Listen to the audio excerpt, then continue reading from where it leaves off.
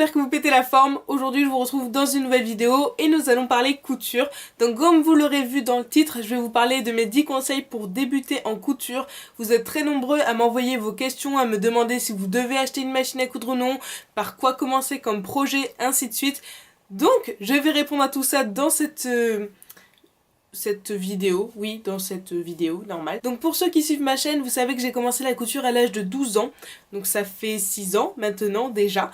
Et par conséquent, comme j'ai commencé en tant qu'autodidacte et complètement à la one again, je pense que je peux vous donner des petits conseils pour pas que vous refassiez les mêmes erreurs que moi, parce que je pense que j'aurais pu progresser beaucoup plus vite si j'avais suivi un certain ordre des choses, et donc c'est pour ça que je vous fais cette vidéo, et j'espère qu'elle vous sera utile. Donc voilà, c'est parti pour le premier conseil. Mon premier conseil est de loin le plus important, il faut que vous vous renseigniez avant de commencer à coudre. Ne partez pas au feeling à la one again, ne commencez pas en voulant faire directement vos propres patrons. Vraiment, il faut commencer en bas pour ensuite aller vers le haut. Donc pour cela, vous avez plusieurs moyens qui sont mis à votre disposition pour vous renseigner sur quelles sont les techniques de couture, quelles sont les bases de la couture. Vous avez les livres, les sites internet, vous avez les chaînes YouTube et les magazines. Le magazine que je vous conseille en tant que débutant, c'est Burda. Mais attention, le Burda, couture facile, je vous conseille celui-ci parce que pour avoir testé plusieurs magazines de couture, les modèles sont jolis dedans et je peux vous dire que c'est très décourageant quand on doit faire des trucs de grand-mère parce que il n'y a pas d'autres modèles qui sont faciles à faire à notre niveau. Les patrons, on peut les découper directement sans avoir besoin de les retracer. Et si je vous conseille vraiment le Burda couture facile, c'est parce que personnellement je suis abonnée au Burda mais le Burda normal en fait, le Burda style, et il faut reporter l'intégralité des patrons. C'est vrai que les modèles sont plus complexe et vous avez beaucoup plus d'explications dans l'autre Burda, il est beaucoup plus fait pour les débutants et les modèles sont sympas, donc vraiment vous avez tout à y gagner à prendre l'autre édition. Et ensuite au niveau des livres que je vous conseillerais, vous avez évidemment plein de petits bouquins qui vous parlent des bases de la couture comme celui-là. Toutes les références et toutes les choses dont je parle, je vous les mets en barre d'infos, comme ça vous aurez absolument tout de disponible. Mais moi, celui que je vous conseille vraiment si vous voulez débuter et qui surtout va vous suivre tout le long de votre apprentissage, c'est celui-ci. Ça s'appelle Manuel pratique de la couture, c'est le best-seller mondial machin machin. Il est à 23 € en France et c'est vraiment un super bouquin dans la mesure où, comme je vous l'ai dit, il va vous accompagner. Vous allez apprendre toutes les bases mais également plein de notions beaucoup plus complexes si jamais vous voulez évoluer. Il y a même des notions de haute couture. Enfin bref, c'est vraiment la Bible, si je peux dire. Ensuite, vis-à-vis des tutoriels sur YouTube, faites bien attention, essayez de prendre des tutoriels de professionnels, ça se voit généralement. Faites attention, il y a des vidéos sur lesquelles je suis là, oh mon dieu, le blasphème de la couture. Faites gaffe, toutes les vidéos ne sont pas bonnes à prendre, essayez de faire le tri, mais il y a des vidéos qui sont très bien. J'essaierai de vous trouver une chaîne YouTube à mettre en barre d'infos. Et ensuite, pour terminer, vous avez les sites internet. Il y a un site qui est très bien qui s'appelle Coupe Couture. Je vous le mettrai pareil en barre d'infos. Il est très bien expliqué avec des notions de débutants et on en apprend beaucoup. Moi, je m'en suis pas mal servi également. Mon deuxième conseil touche la question de la machine à coudre ou du travail à la main. Je reçois très souvent cette question et moi, je vais vous répondre que pour débuter, vous n'avez pas forcément besoin d'acheter une machine à coudre. Parce que si jamais vous vous rendez compte que ça ne vous plaît pas, vous aurez dépensé des sous pour rien. Sachez que pour avoir une bonne machine à coudre, il faut minimum une centaine d'euros. Minimum pour une neuve, et c'est vraiment le minimum. C'est mon avis personnel, mais moi c'est ce que je vous conseille et c'est ce que j'ai toujours conseillé.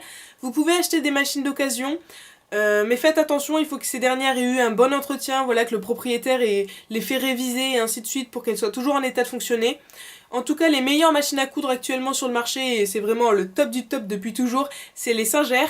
Lancez-vous d'abord à la main, voyez si ça vous plaît, et après, vous peut-être investissez dans une machine à coudre, ou squattez chez votre grand-mère, c'est moins cher. Mon troisième conseil, c'est quand vous êtes enfin décidé, et que vous avez décidé de créer quelque chose en couture, eh bien je vais vous donner un conseil vis-à-vis du projet. Ne vous lancez vraiment pas dans un truc trop compliqué, partez sur un truc de débutant, un truc très facile, et surtout utilisez des matières qui sont appropriées aux débutants, c'est-à-dire pas de matière élastique, pas de jersey, pas de mousseline, pas de matière ultra légère compliquée qui va dans tous les sens. Prenez ce qu'il y a de plus simple, une toile de coton, et après vous pourrez au fur et à mesure évoluer. Vous pouvez faire des tabliers, vous pouvez faire des trousses, des petits sacs, des tote bags. D'ailleurs, j'ai fait toute une vidéo sur ça, elle est parfaite cette vidéo pour les débutants, très sincèrement. J'ai vu que dans les commentaires, certains m'ont dit que ça paraissait compliqué. Je vous assure que c'est faisable, c'est ce qu'on m'a demandé de faire quand j'avais fait une colo mode couture avec la SNCF et tout, c'est ce qu'on nous avait fait faire avec des personnes qui n'avaient jamais touché une machine à coudre. Je vous le conseille. Voilà, partez dans des projets très simples, surtout ça risque de vous décourager si vous utilisez des choses qui ne sont pas à votre portée. Donc prenez des choses faciles, bien expliquées, et vous verrez qu'après vous pourrez progresser beaucoup plus vite que de vous lancer directement dans un truc complexe. Vous allez clairement désespéré. Mon quatrième conseil, c'est quelque chose que l'on m'a rabâché pendant toutes mes études parce que j'ai fait un bac pro métier de la mode et donc il y a de la couture dedans. Il faut que vous vous organisiez un plan de travail. C'est-à-dire qu'il faut que vous travailliez dans une surface nettoyée, qu'il n'y ait pas plein de trucs partout. La couture, on en met très vite partout, il faut être relativement ordonné, prévoyez des pochettes de rangement, à la limite mettez une petite blouse pour toujours avoir vos ciseaux ou votre réglé dans les poches. Mais essayez d'avoir une surface lisse pour avoir les idées au clair. Organisez-vous même au niveau de vos pièces pour pas perdre des pièces du vêtement, c'est-à-dire mettez toutes les pièces du haut du vêtement d'un côté, toutes les pièces du bas du vêtement de l'autre. Organisez-vous, vous verrez que vous gagnerez du temps et ça va vous permettre aussi de vous mettre dans une dynamique de travail, parce que même si c'est une passion, il faut être concentré, on peut pas partir dans de la couture en freestyle à one again, c'est pas possible.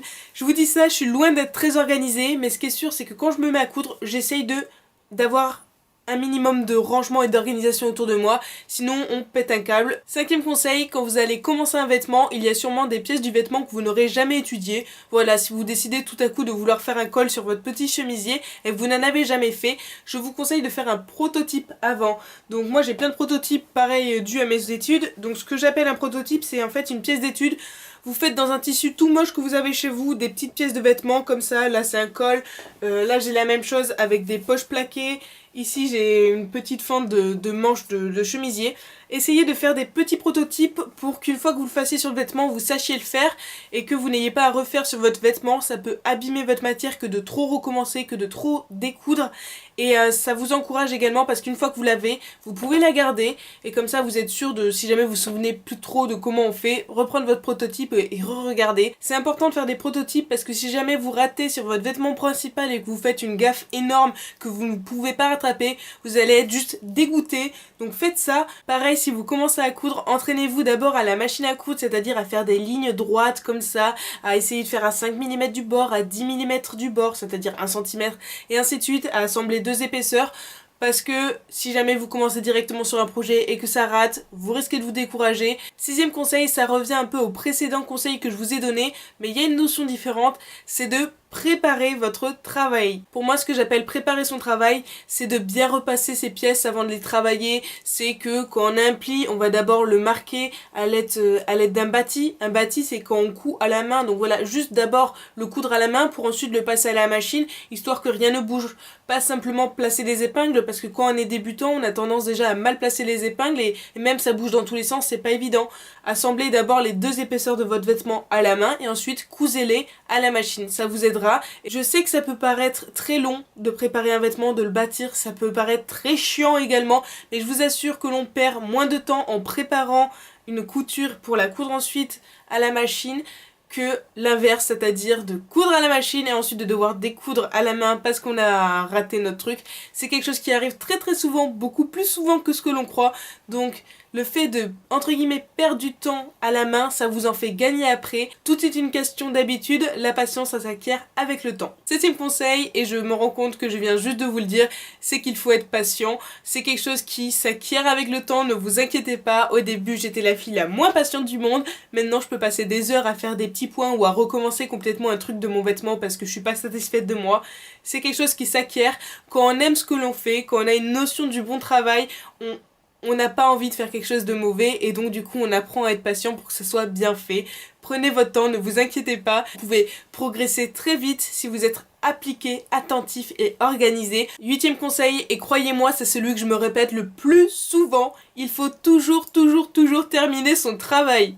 Pourquoi je dis ça? Parce qu'en cours, notre travail a toujours l'air moche. On a toujours l'impression que le résultat sera moche. Moi, c'est ce qui m'arrive tout le temps, encore aujourd'hui. J'ai tout le temps l'impression que c'est minable ce que je suis en train de faire. Et je me force à continuer.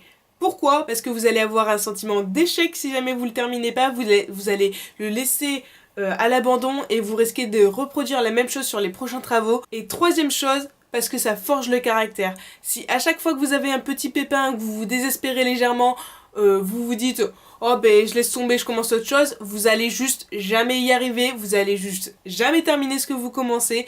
Il faut vraiment toujours terminer ce que l'on fait. Je vous promets, je me le répète tout le temps, ça n'a jamais l'air beau pendant. Ça forge le caractère, c'est important, sinon vous n'avancerez jamais si vous abandonnez à chaque fois. Si le résultat est moche, vous aurez au moins la satisfaction de vous dire ben au moins j'ai eu le courage d'aller jusqu'au bout. C'est mieux que de se dire bah j'ai abandonné, ça avait l'air pas beau hein. 9e chose, apprenez de vos erreurs et tentez toujours de les rectifier. C'est très souvent qu'on peut se planter, on peut faire des catastrophes. Ne vous dites pas oh ben ça a merdé, c'est bon j'abandonne. Essayez de réfléchir à pourquoi ça ne va pas, essayez de trouver des solutions, poser des questions peut-être à des gens qui s'y connaissent un peu. S'il vous plaît, pas à moi, parce que personnellement quand j'ai pas le travail devant moi, je n'arrive pas à vous répondre par message. S'il vous plaît. Voilà, essayez de réfléchir, essayez d'être organisé et de faire les choses d'une façon logique, de noter ce qui va, ce qui ne va pas et surtout de toujours reprendre si jamais vous avez raté. 10e conseil, et je crois que j'aurais dû me le dire il y a 3 ans, achetez toujours au fur et à mesure. Vraiment, ne vous lancez pas directement en vous disant j'achète une machine à coudre, une surjeteuse, une machine pour du cuir, plein de tissus et 3 millions de patrons. Achetez petit à petit. Encore une fois, il se peut que ça ne vous plaise finalement pas, donc déjà vous aurez dépensé des sous pour rien. Et parce que la couture, il faut beaucoup de stockage. Voilà pour ces 10 conseils. Si jamais vous aussi vous êtes couturière, etc., n'hésitez pas à mettre les vôtres en barre d'infos. J'ai une dernière astuce avant de clôturer cette vidéo, c'est que si vous voulez un plan de travail vraiment pas cher et qui est pour le coup top, je m'en sers tout le temps et c'est génial. Vous pouvez trouver ça en grande surface, lui je crois il vient de Leclerc ou je ne sais où, c'est quelqu'un qui me l'a rapporté. C'est en fait, je sais pas ce que c'est exactement, ça ressemble à une grosse planche de bois qui est pas forcément légère mais qui est pas très épaisse, toute lisse, etc. C'est ce qu'ils mettent entre les rayons des bouteilles dans les supermarchés et c'est gratuit, vous pouvez demander aux vendeurs d'en récupérer, généralement ils vous les donnent sans souci parce qu'ils s'en débarrassent. C'est dur, c'est lisse, ça va vous permettre de faire une surface de travail très bien si jamais vous n'avez pas un grand bureau aussi comme moi, mais vous avez une table en verre, on ne peut pas travailler sur une table en verre pour la couture. Voilà, c'était la petite astuce du jour, j'espère que tout ce que je viens de vous dire vous sera utile, n'hésitez pas à me poser vos questions dans les commentaires. Par contre faites attention, ne m'envoyez pas vos photos de travaux par message, je suis rarement à même de pouvoir vous aider parce que c'est très difficile par image de trouver une solution technique avec vous. N'hésitez pas à me dire ce que vous avez pensé de tout ça, je vous embrasse très fort, j'espère pouvoir vous dire à bientôt parce qu'en ce moment c'est un peu compliqué pour moi. Et vous pouvez me rejoindre sur les réseaux sociaux, c'est-à-dire Twitter et Facebook. D'ailleurs, je vous déconseille de m'envoyer des messages sur ma boîte mail parce que j'ai du mal à y répondre. Je vous embrasse très fort et j'espère pouvoir vous dire à bientôt. Bye!